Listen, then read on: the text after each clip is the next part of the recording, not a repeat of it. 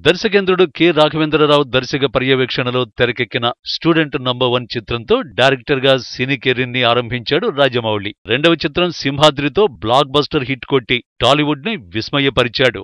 Sports back drop లో సై చిత్రంతో super hit ని అందుకున్నాడు. ప్రభాస్ ని ఛత్రపతిగా తీర్చిదిద్ది మరో బ్లాక్ బస్టర్ ని ఇచ్చాడు.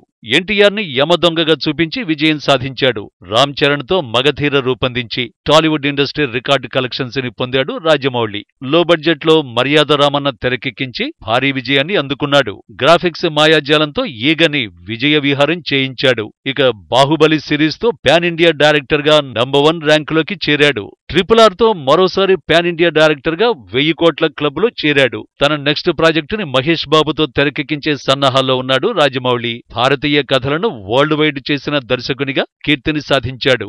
ఈ నేపథ్యంలో ఓ ఇంటర్వ్యూలో రాజమౌళి షాకింగ్ కామెంట్ చేశాడు. తనని తాను ఓ స్వార్థపరునిగా అభివర్ణించాడు. ఆయన మాటల్లోనే చెప్పాలంటే RRR బౌండరీలు దాటినందుకు సంతోషంగా ఉంది. ఇప్పుడు భారతీయ కథలు ప్రపంచ స్థాయిలో ప్రదర్శింపబడాలని నేను కోరుకుంటున్నాను. అందులో నేను ముందుండాలని కోరుకుంటున్నాను. అదే నా స్వార్థమని వ్యాఖ్యానించి అందరికీ షాక్ ఇచ్చాడు రాజమౌళి. జక్కన్న స్వార్థంలో కూడా పరమార్థం ఉంది అని మెచ్చుకుంటున్నారు సినీ ప్రియులు.